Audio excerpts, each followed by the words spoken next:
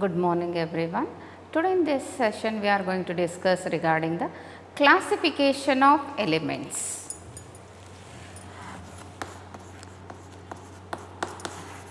Classification of elements. In the last class we also discussed the classification of elements based on electronic configuration as S, P, D and F block elements. Here we discuss the classification of elements based upon its properties as three types. One is metals, second one is non-metals and third one is the metalloids.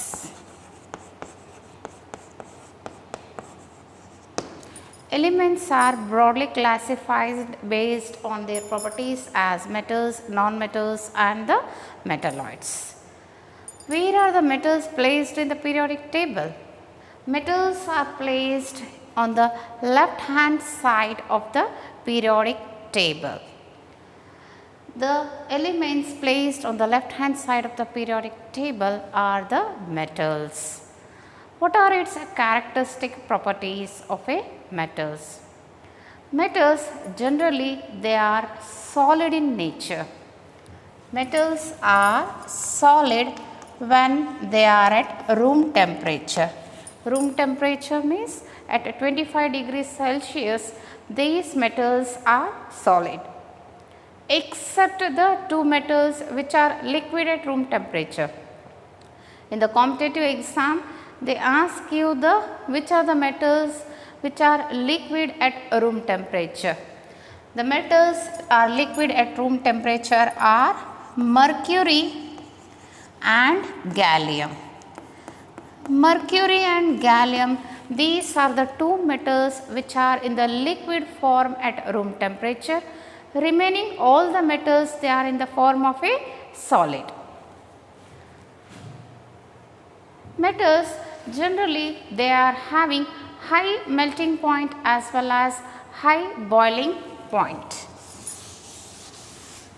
First one is they are solid in nature at room temperature except two metals which are liquid at room temperature are the mercury and the gallium. Second one is a characteristic property is they are having high melting point as well as high boiling point. Metals are having high melting point and high boiling point. Except two metals, that is gallium as well as cesium. Gallium and cesium they are having low boiling point and low melting point. Two metals which are having low melting point and boiling point is gallium and cesium. These two metals are having low boiling point and melting point. Metals are good conductors of electricity. They are good conductors of heat as well as electricity. And metals are malleable in nature. Metals are malleable. What is the meaning of malleable? When these metals are hammered, they can be converted into thin sheets. Its property is known as malleable or malleability. Metals can be converted into thin sheets by hammering. And metals are ductile in nature. They are malleable as well as they are ductile. Ductile means when these metals are drawn, they can be converted into wires. The property of converting metals into thin sheets is known as malleable or malleability. Ductility or ductile means here the metals are converted into thin wires. So, metals are malleable and ductile in nature. Metals are solid at room temperature except two metals, that is mercury as well as gallium, they are liquid at room temperature. have to remember which are the metals which are liquid at room temperature is mercury and gallium. Metals are having high melting point as well as high boiling point, except two metals which are those having low boiling point and melting point, that is gallium as well as cesium. Metals are good conductor of heat and electricity. Metals are malleable and they are ductile in nature. Malleable means they can be hammered into thin sheets. Ductile means they can be drawn into wires. This is regarding about the metals. After metals, next comes the non-metals. Non-metals.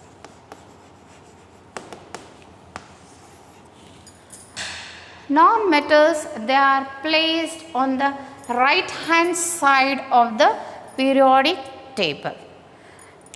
They are placed on the right hand side of the periodic table.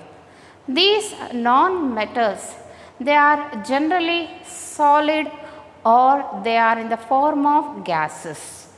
They are in the form of solid or they are in the form of a gases at room temperature.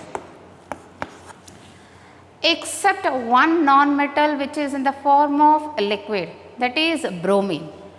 Except bromine, it is in the form of liquid form is bromine. Bromine is a non-metal which is present in the form of a liquid. All other non-metals are either solid or they are in the form of a gaseous state.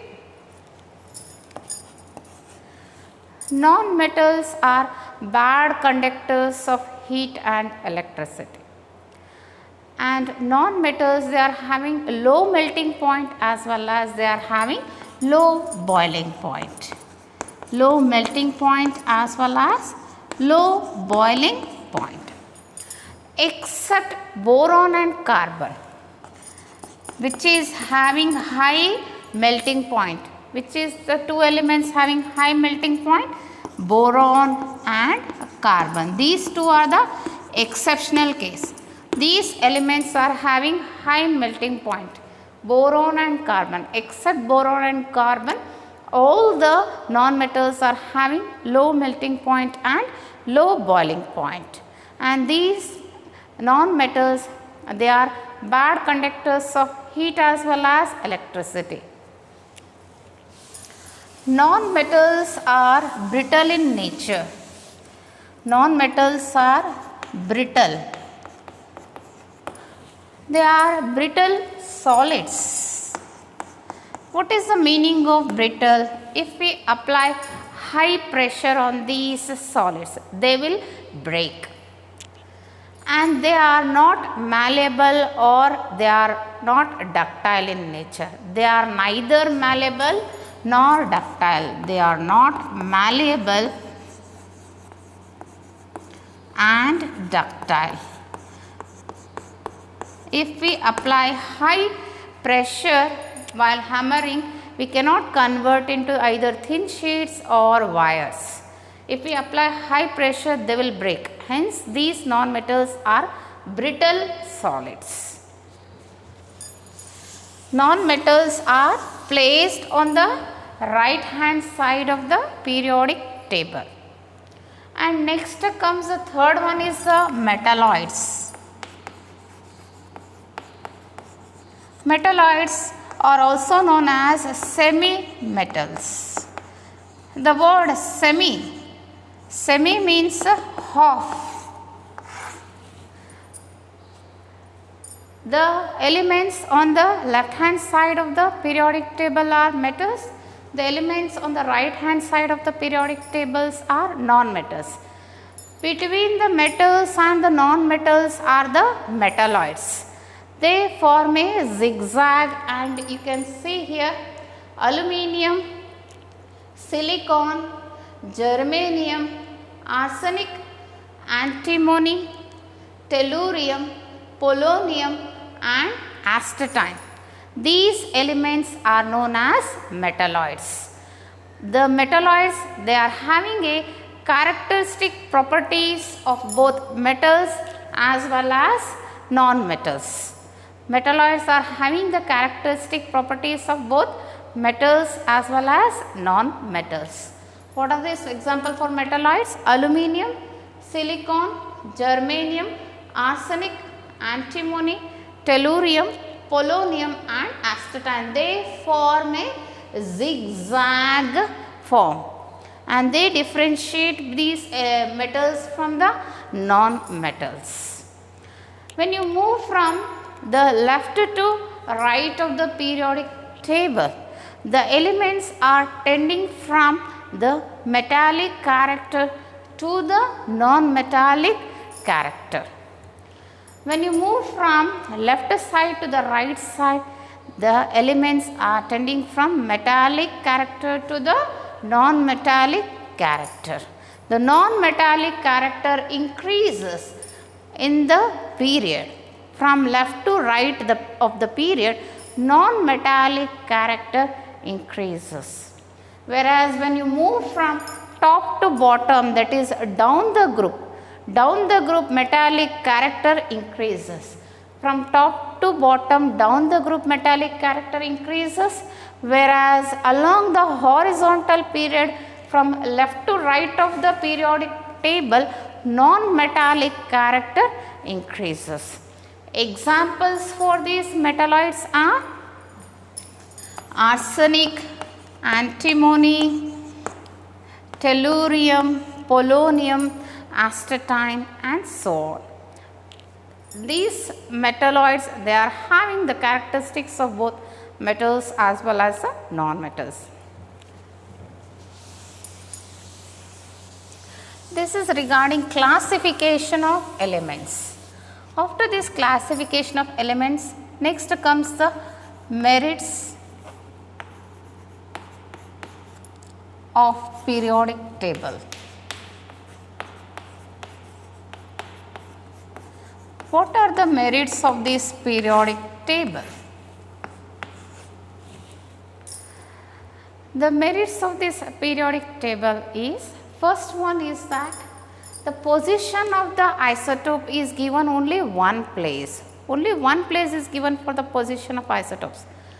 Hydrogen is having 3 isotopes, but the position is given only one, because here we are classifying the elements based upon the atomic number, not on the atomic masses. Isotopes are the elements having same atomic number but different atomic masses. So, all the isotopes, 3 isotopes of hydrogen was given only one position. This is the first merit.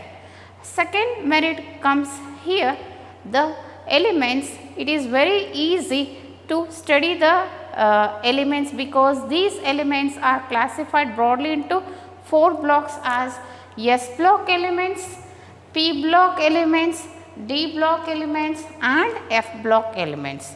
These 4 block elements, if we see the any element which is present in S block, means it is having the characteristic property of that S block elements. It is very easy for the study of the elements, since it is broadly classified into 4 blocks as S, P, D and F block elements. Because of this classification, it is very easy to remember and to reproduce also. And next comes here that the fourth one merit is that the elements are arranged in increasing order of their atomic number. Initially, the elements which was given by the Moseley, he told that the Mendeleev as well as the Mendeleev told that the elements, some elements which are having the lower atomic masses were placed before than the higher atomic masses. But here this misfit of the elements is clarified, because the elements are not arranged in terms of the atomic masses. Here it is arranged in terms of the atomic number. The position of the elements is based upon the predominantly on the atomic number, not on the atomic masses. These are the merits of the periodic table. Next comes here the demerits of the periodic table. Demerits. First demerit of the periodic table is the position of the hydrogen atom. Hydrogen atom position is it is present in the first group.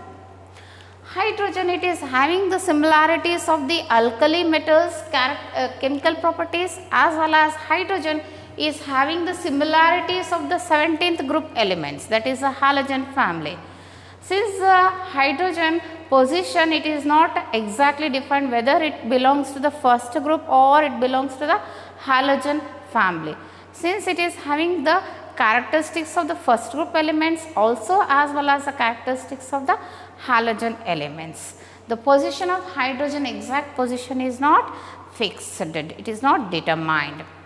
Next comes here the second one demerit is the regarding the helium. Helium, its electronic configuration is 1s2. 1s2 means it is having a s subshell. It should be placed, 1s2 means it should be placed in the second group, but helium, it is placed in the 18th group. Helium is placed in the 18th group, that is in the noble gas elements, because helium is showing the properties similar to that of the noble gas elements. Even though it is having 1s2 configuration, it does not contain any electrons in the p subshell, but it is placed in the noble gas elements, it is placed in the p block elements. This is the second demerit.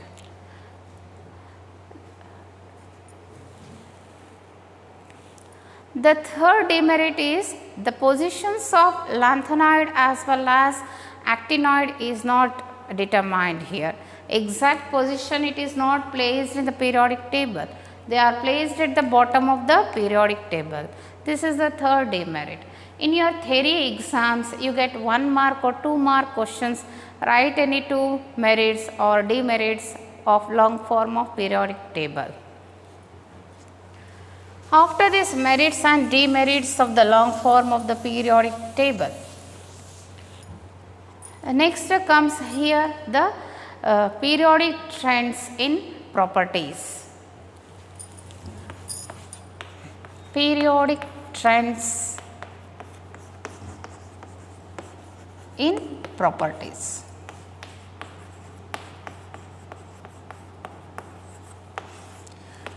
Here periodic trends in properties, properties means both the physical properties as well as the chemical properties.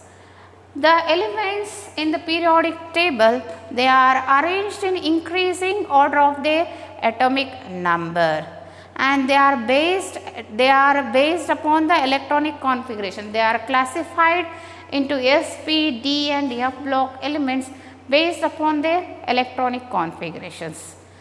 The elements present in one group, that is the first group, these elements having the same outer electronic configurations are showing the same physical and chemical properties.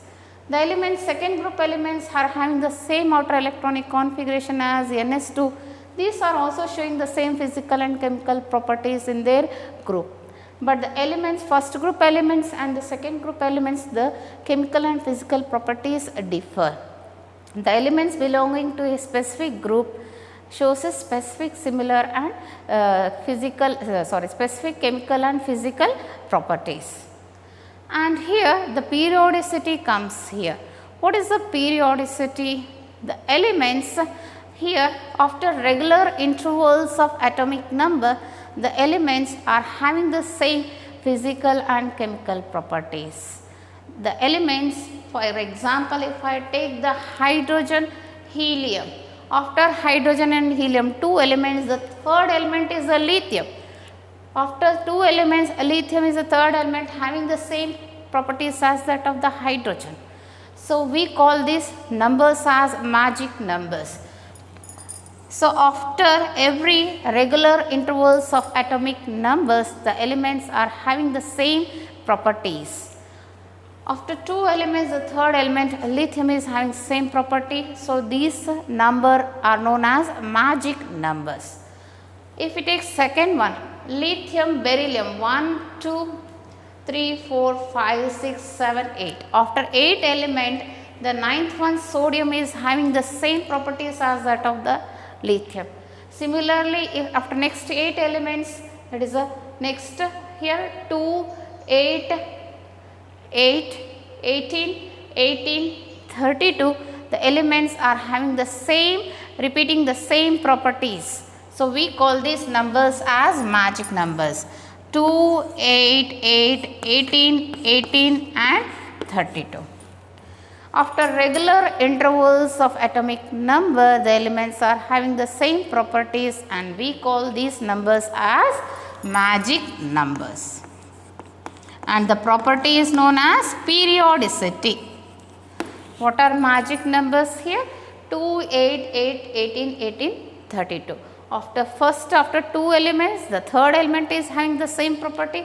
After 8 elements, the ninth element is having same property. After 8 element, next the 18 elements. After 18 elements, next 18th one is having the same properties. We call this as 2, 8, 8, 18, 18, 32.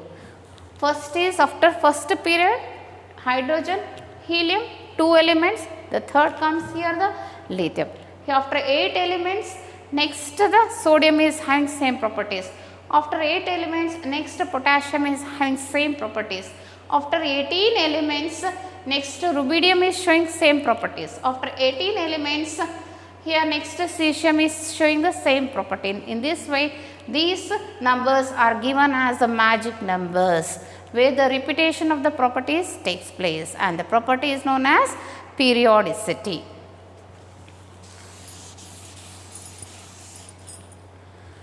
First group elements, down the group, here in the first group elements, their chemical reactivity increases. Chemical reactivity increases from top to bottom down the group in the first group elements, whereas the chemical property decreases in case of the 70th group elements from fluorine to the astatine. Down the group in 17th elements, the chemical properties decreases. Why these elements are showing the different properties? Whereas in first group the chemical reactivity increases, whereas in 17th group the chemical property decreases. These all the properties, why there is increase, decrease in properties, we study in the next sessions one by one. First comes here periodic trends in physical properties. Periodic trends in physical properties. In these periodic trends in physical properties, first comes the atomic radius.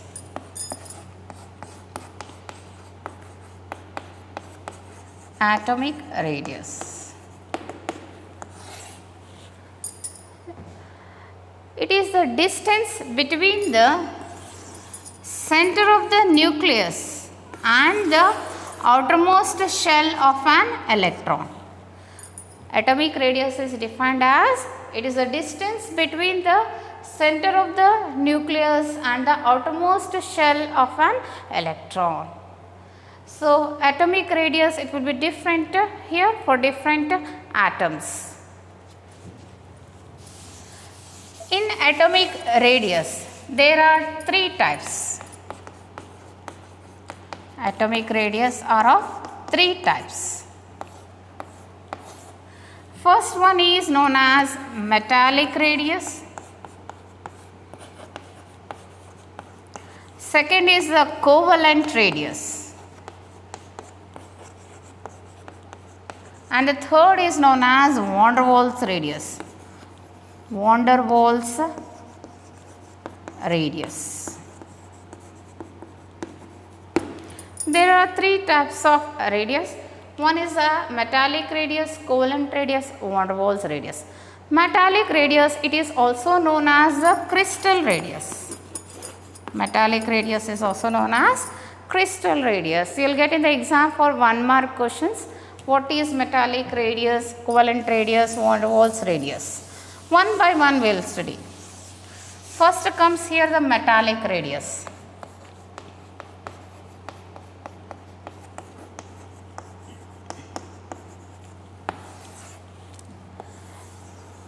Metallic radius, it will be between the two metals. For example, sodium, between two sodium atoms. This is the center nucleus. The internuclear distance, it is known as internuclear distance. Inter means between. The distance between the two nucleus is known as internuclear distance. You can write positive. The internuclear distance between the two sodium metals is 3.72 angstrom. The atomic radius, it is measured in terms of angstrom by the X-ray studies or by the spectroscopic studies. The distance between the two nucleus of the sodium atoms is known as internuclear distance is 3.72 angstrom. What is metallic radius? Metallic radius is defined as the 1/2 of the distance. Is defined as the 1/2 of the distance between the nuclei of two metal atoms in a metallic crystal. Metallic radius is defined as the 1/2 of the distance between the two metal atoms in a metallic crystals. Two metal atoms. The internuclear distance between the sodium atoms is internuclear distance between sodium atoms. Between the two sodium atoms, what is the internuclear distance? 3.72 angstrom divided by 2, 1.886 angstrom. This is the metallic radius. Metallic radius of sodium is, so I can write it as 3.2 angstrom is the internuclear distance. Metallic radius of sodium is equal to 3.72 angstrom divided by 2. It is 1.86 angstrom. Metallic radius is defined as 1/2 of the distance between the two metal atoms in a metal crystal. This distance is known as the metallic radius. After metallic radius, next comes here the covalent radius. Covalent radius. Metallic radius, it is measured in the metals, the elements which are metals. If they are non-metals here, it will be a covalent radius. Two atoms, these combining atoms are non-metals like chlorine, Cl.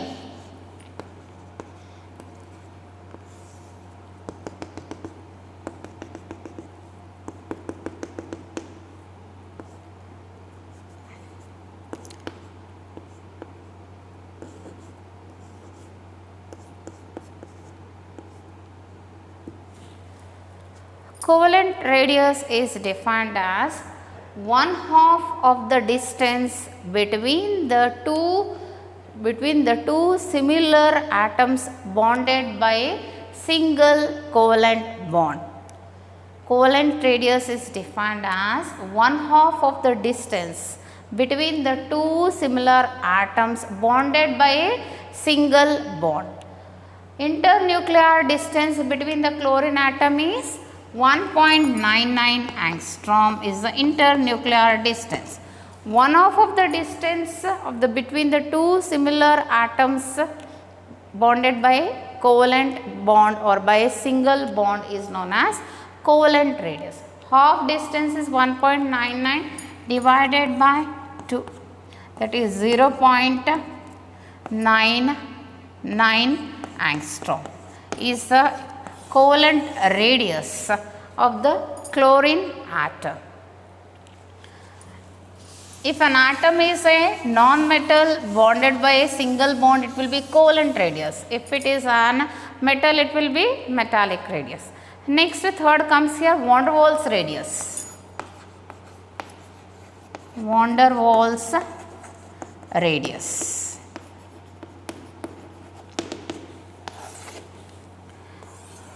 This is one molecule of chlorine, Cl2.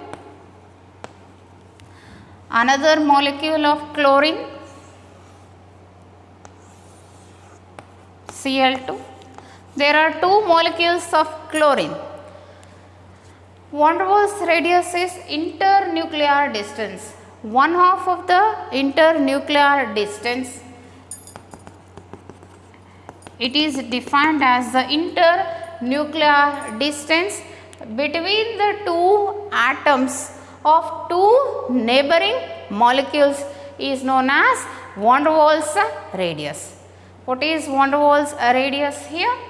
The internuclear distance, the one half of the internuclear distance between the two atoms of the neighboring molecules is known as van der Waals radius. It is 3.6 angstrom. One half of the distance is 3.6 divided by 2 is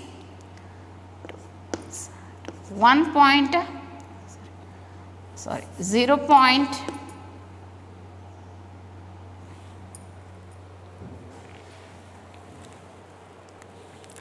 One half of the distance is 3.6 angstrom divided by 2. It is 1.8 angstrom. Is the van der Waals radius. Van der Waals radius is defined as one half of the internuclear distance between the atoms of a neighboring molecule. And here the force of attraction exists between these molecules is known as the van der Waals force of attraction.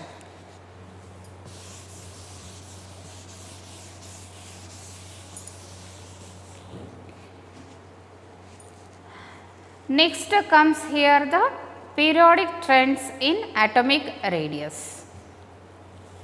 Periodic trends in atomic radius.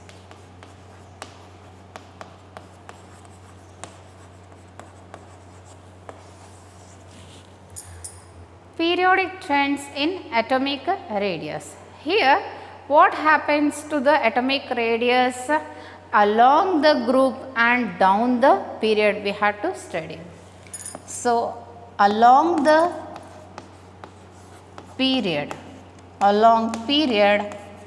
down the group.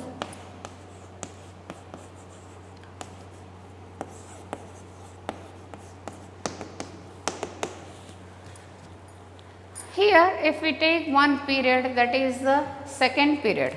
Second period elements are lithium, beryllium, boron, carbon, nitrogen, oxygen, fluorine and neon.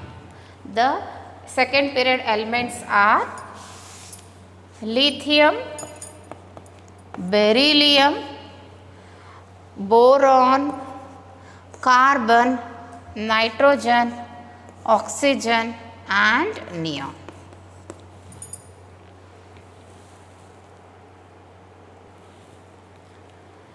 Here along the period, let us take the example of the second period, lithium, beryllium, boron, carbon, nitrogen, oxygen, fluorine and neon. If you see the atomic radius of these elements, lithium 152, here we measure in terms of picometer, beryllium 111, boron 88 picometer, carbon 77, nitrogen 74, oxygen 66 and fluorine is having 64.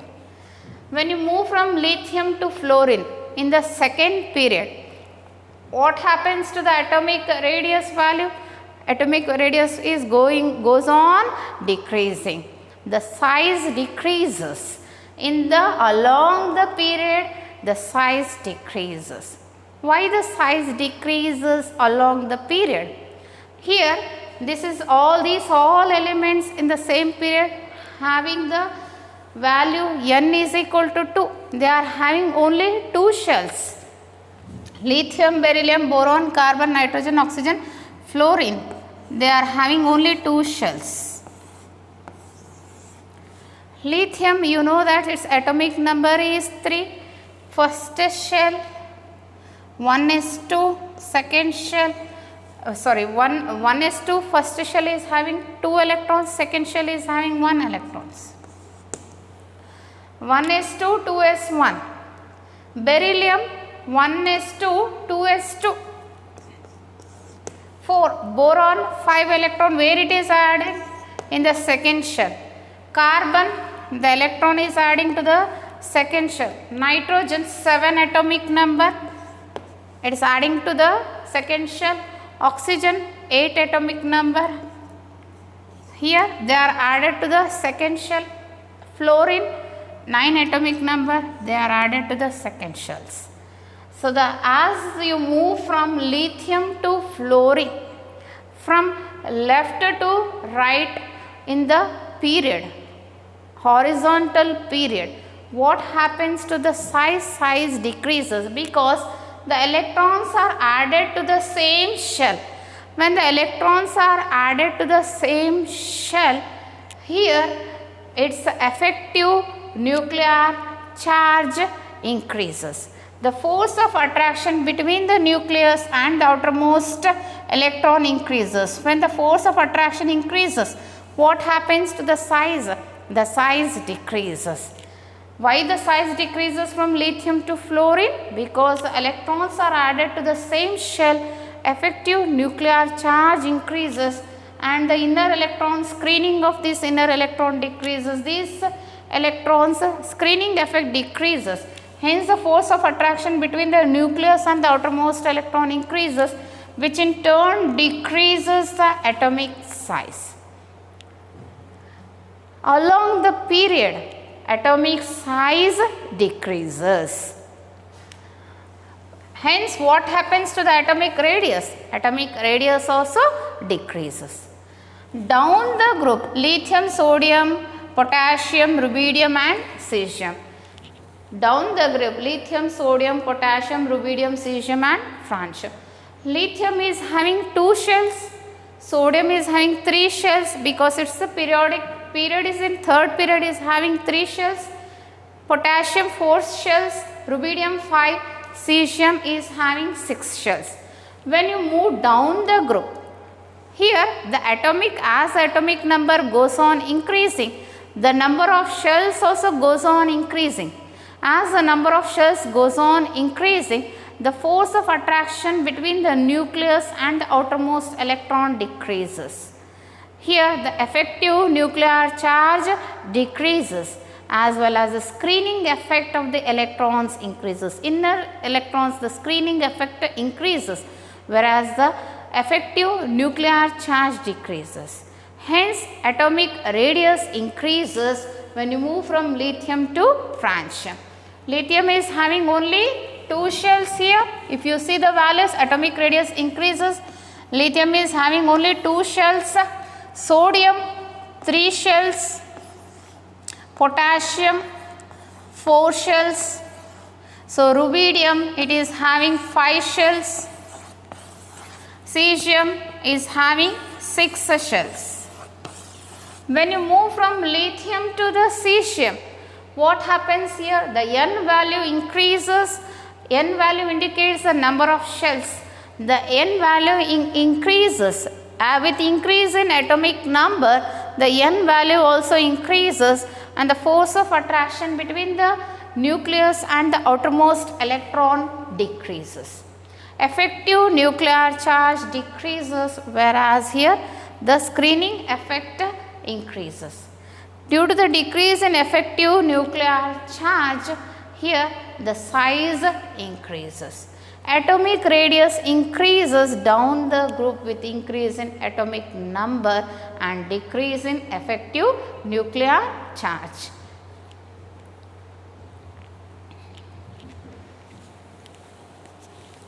This is the periodic trends of atomic radius along period and down the group.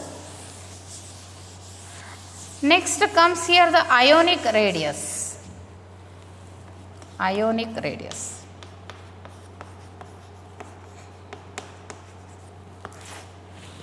Ionic radius, it is defined as the distance between the cation and anion in a ionic crystal. Ionic radius is defined as the distance between the cation and anion in a ionic crystals. Thank you. In the next session, we discuss regarding the comparison of a cation anion with that of the parent isoelectronic species. Thank you.